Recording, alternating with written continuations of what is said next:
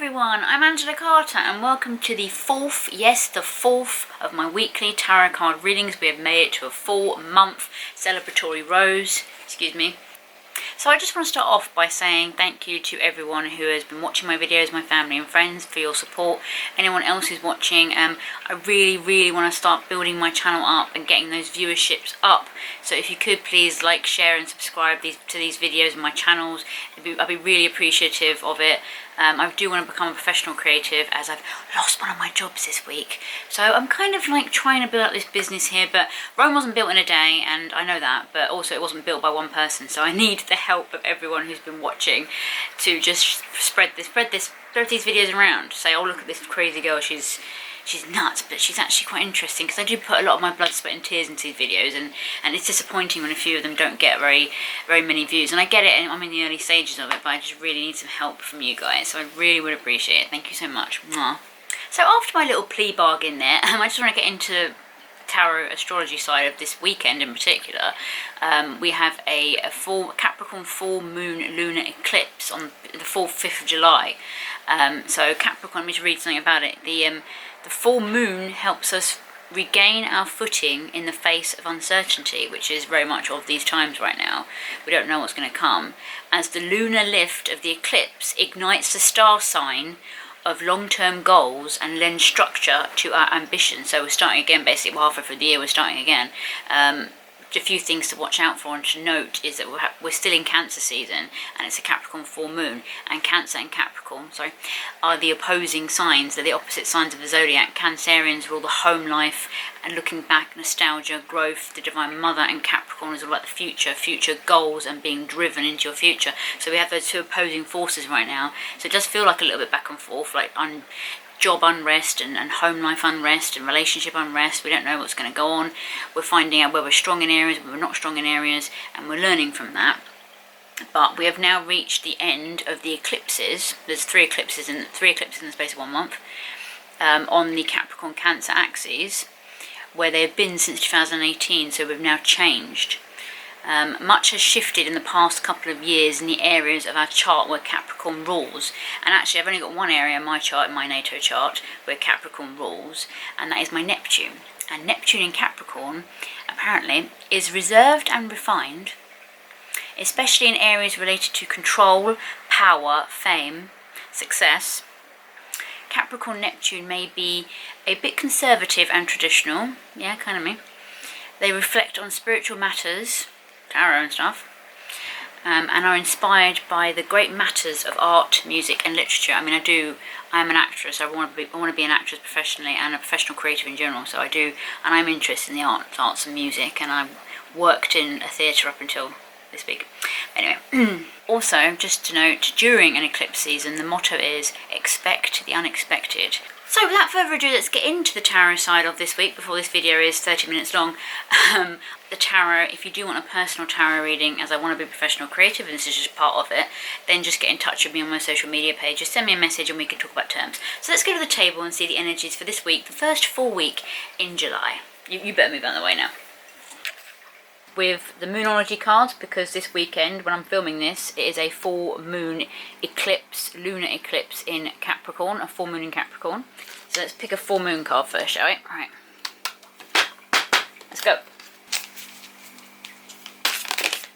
Okay, finish the shuffle. Oh, okay, 3 cards. Right, let's have a look at these ones then. Oh, hello, old friend. We have moved these over a bit. So we have 2 new moon cards and 1 full moon card. We have a new moon card in Gemini. Communication is key. Scorpio. I am a Scorpio, so hello old friend, was for the Scorpio card. It's a full moon in Scorpio. It's time to release negativity. And then a new moon in Aquarius. Bring love into the situation.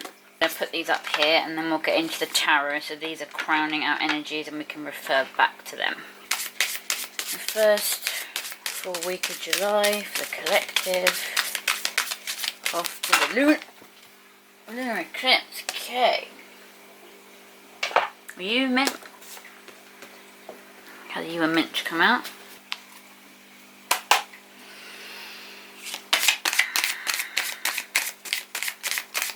What have you got to add to these energies? Oh! Okay. Oh, okay. That's enough. Okay. Hold on.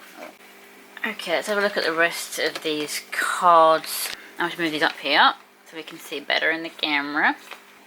We have the Three of Swords, the King of Cups in reverse, Ten of Cups, Ace of Coins or Pentacles. You have the Seven of Wands, the Six of Cups, the Page of Cups, and the Wheel. Right, let me have a think about this. Hold on. Right, I've had a little think. To be fair, these 4 cards did come out together, and these 4 cards came out together. With the world and the individual, like the collective and the minor. Also maybe one person and another person. So wherever these energies fit in your life, if they don't fit, don't squeeze them from what I'm going to say. There's despair here, the Three of Swords, exhaustion. You're feeling like you don't know which way to go. You're pinned in. But you're pinned in by 2 swords, but also you have a sword yourself. But there's 2 against 1. So you're feeling exhausted. You can't fight 2 swords when you've only got 1. And also that sword looks a little bit smaller. We've been through a lot. As a collective, the world, we've been through a lot. So some of us, King of Cups upright is the Water King. So that's Scorpio, Cancer and Pisces. The King of Cups is emotional clarity, emotional depth. He's the king, he's the leader, he's a born leader, he's born into his position. The emotional king. Emotional depth, he can get down there. But this way up, there might be some overflow of the cup, some spillage of emotion, I don't know. Either you're feeling over-emotional and you're spilling, or there's no emotion. But then there's the Ten of Cups here, which came up for, if you look at my individual zodiac sign readings videos, this came up for Scorpio actually, yeah, that came up for Scorpio, I just remembered. For my sign, I'm a Scorpio. So there is wish fulfillment here. Also, speaking about wish fulfillment, you got the Ace of Coins here, the Ace of Pentacles. This is like the Ace card really in the suit of the Pentacles. This is like the top dog, there's a top coin. This is about prosperity and longevity and actually reaping the rewards of some possible, like, it's grounded creative energy really. So perhaps you've got a new creative project you're thinking of. Because there is wish fulfillment here with these 2 cards, but there's a little bit of up and down, topsy-turvy energy here with these 2, that one in reverse and the Three of Swords. And also here, yeah, the Seven of Wands. You're standing your ground, you're fighting. This is you on top of the mountain. And either they're all celebrating you, or they're all coming at you. But either way, you're in defense of yourself, or you're in victory of yourself. You're at the top, either way. So it's a battle won, a battle victorious, a battle where you're on top. This is another Cancerian card, another water card. You've got the Six of Cups. Now this has come up a couple of times recently. And it came up for Pisces in my July predictions. It's basically you've got the Two of Cups here. They're in the foreground, they're full, and you've got these 4 cups in the background, like mystical memories of the past. So it could be thinking back to our childhood, thinking back to a time before lockdown really, of when we were gleeful, swinging, and it was happier times, when we had more stability in our jobs, our home life, our relationships. Now it's a little bit up in the air at the moment. But this is also a soulmate card as well because of these Two of Cups. I mean, it represents nostalgia, being Cancerians. Cancerians rule the nostalgia and looking back. And also the Two of Cups in the tarot deck usually means a relationship, romantic partnership. Also the soulmate card, the whole element of the soulmate comes from someone coming back from your past, perhaps a past life soulmate that you're going to share these 2 cups with. But all time has gone past and you've been separated for so long, and the longing has really been hurting you. Because there is fresh water energy here. Fresh new energy. So perhaps the King of Cups at the top of his castle has been through a lot. If you're thinking about someone individual in your life, there's someone, either you or someone that you're thinking of, someone around you who's been through a lot. They've been through turmoil, because I do think that these cards are kind of connected. So it could be a water sign you're dealing with, someone who's been through the emotional ringer. They've been through it. And now they're kind of coming out of it, wanting their Ace of Pentacles and their Ten of Cups. They're wanting their wish fulfillment. Perhaps they're yearning for their soulmate, being another water sign, because these 2, these three here, basically all water signs: Scorpio, Cancerian, Pisces. So basically Cancer is the theme throughout all of these three cards. So someone out there, perhaps a water sign, doesn't have to be a water sign, they've just been through the emotional ringer. Because they've been through the fight, they've come out of it victorious, and now they're wanting their wish fulfillment, they're wanting their new life, really, their new life, not their old life anymore, they're wanting a new life. Not looking back, they're looking forward, because also the wheel is here, the Wheel of Fortune, which means there's a turning of the tides, sticking with the water theme. Now this could be good change, bad change, but upright, usually good change. Also the wheel, this is a major arcana card, and you can't change this.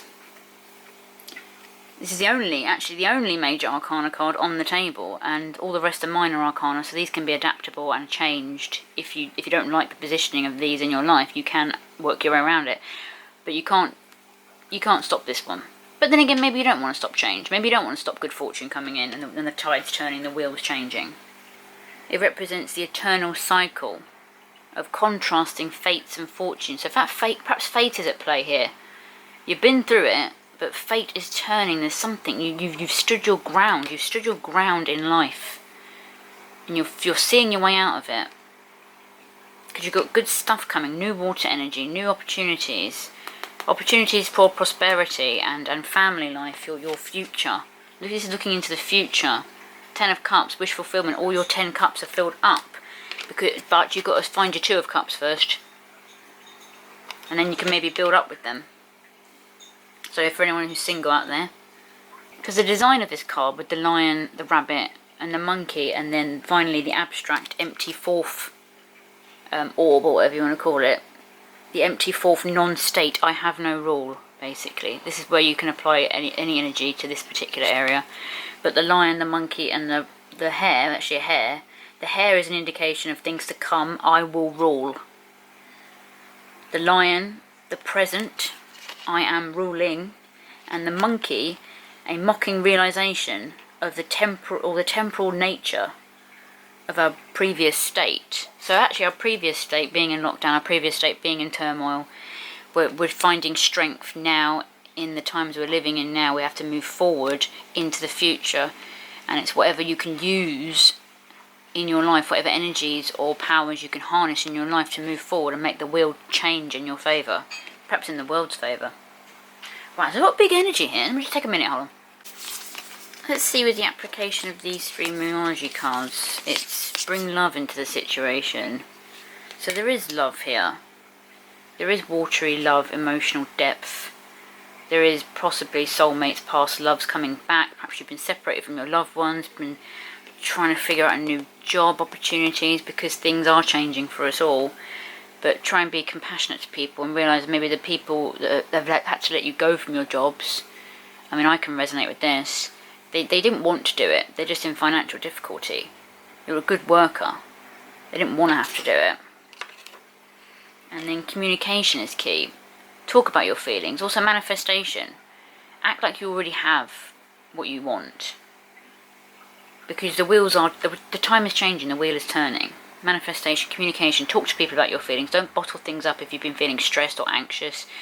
Talk about, yes, I'm struggling, I need a new job. Get those CVs in order. Send off those applications. And then it's time to release negativity. Me being a Scorpio, we do live in the negative a lot of the times. We do deal with a lot. Being ruled by Pluto, the Lord of the Underworld. We can go in and get really emotionally in turmoil ourselves. So it's time to release negativity. Release all the stresses of life. We are coming out of lockdown slowly. You'll be able to meet people again. And I think, release the stresses. Realise you are overcoming a lot of things, and we will all overcome this together as a collective.